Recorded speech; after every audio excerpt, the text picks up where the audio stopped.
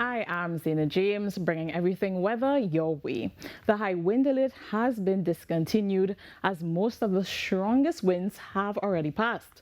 Now, while breezy conditions and gusts near showers are still possible, the threat of gusts exceeding that 55-kilometer threshold has significantly decreased. Now, the Met Service does, however, advise that sea conditions remain somewhat agitated, so caution is still advised if you're heading out on the water. Now, while preparing the forecast, we felt a slight tremor, which was confirmed by the UE Seismic Research Center as a magnitude 4.9 earthquake just north of Trinidad. Now, if you were along the northern range, you may have felt it, as it was a shallow earthquake with a depth of about 20 kilometers. Now, we pay close attention to tremors like these because they can sometimes influence sea conditions.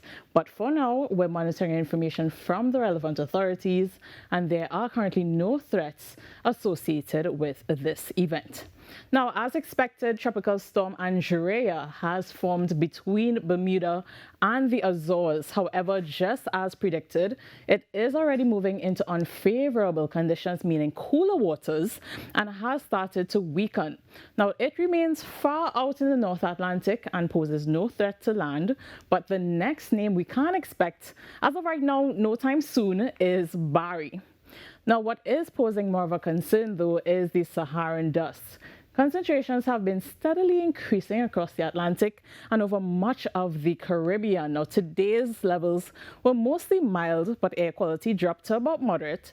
But for the rest of the week, concentrations are expected to gradually increase, which could keep air quality in the moderate to even high range. So if you suffer from respiratory issues, you will likely feel the effects of this decline. So it is a good idea to use masks, air purifiers, and stay indoors as much as you can. Otherwise, across both our islands, as we head into the night, a few pockets of moisture could bring some isolated showers, but for the most part, the Saharan dust will keep skies mostly clear and hazy with a light breeze, and overnight lows are forecast to dip to around 25 degrees in Trinidad and 26 degrees over in Tobago.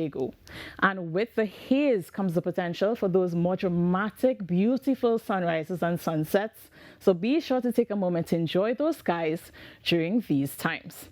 Now, looking ahead to midweek, with the ITCZ a bit calmer and the next tropical wave way out in the Atlantic, which we're expecting to pass over us by Friday.